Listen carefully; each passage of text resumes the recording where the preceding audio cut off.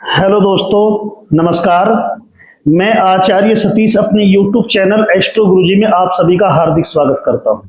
दोस्तों, आज चर्चा करते हैं कुंडली पर सप्तम भाव में।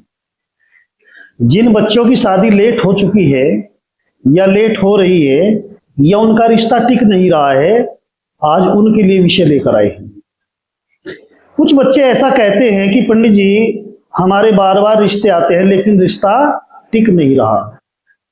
सबसे पहले तो मैं आपको बताना चाहूंगा कि कुंडली में हमें देखना होगा कि इसकी कुंडली का लग्नेश उदय है या अस्त है। यदि कुंडली का जो लग्नेश होता है, यदि वो अस्त है, क्योंकि लग्नेश एक पूरी कुंडली का बेस होता है। पूरी कुंडली में परफॉर्मेंस लग्नेश की होती है।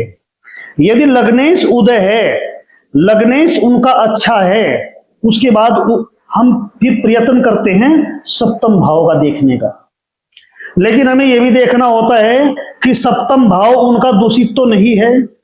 अब दूषित कैसे होता है सप्तम भाव? सप्तम भाव में यदि राहु हो, सूर्य हो, या फिर पिशाच योग हो, या ग्रहण योग हो, यदि ये सप्तम भाव में हैं तो उनकी शादी लेट होती है या फिर नहीं होती है। समाज के तौर तरीके से उनकी शादी फिर नहीं होती जब तक वो दोष कुंडली में जिंदा रहेगा। लेकिन हमें देखना है कि इसका लग्नेश के अतिरिक्त इसका सप्तमेश क्या है। सप्तमेश अच्छा है, फिर शादी क्यों नहीं हो रही, उसका फल हमें मिला क्यों नहीं।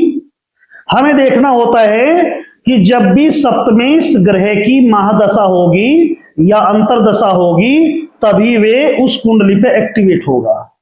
जब तक उसकी महादशा या अंतरदशा नहीं होगी तो वो कुंडली पे एक्टिवेट नहीं है।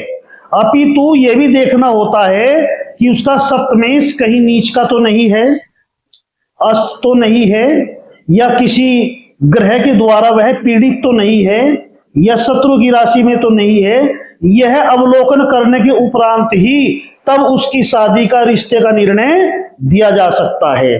बहुत ऐसा देखने में आया है कि कुछ बच्चों के रिश्ते टिक नहीं रहे, लेकिन जैसे ही उनके सप्तम भाव का अवलोकन किया और उसका उपचार किया तो उनकी उसी वर्ष शादी हो गई और वह आज हंसी खुशी से अपना जीवन व्यतीत कर रहे हैं। सभी को जय श्री राम।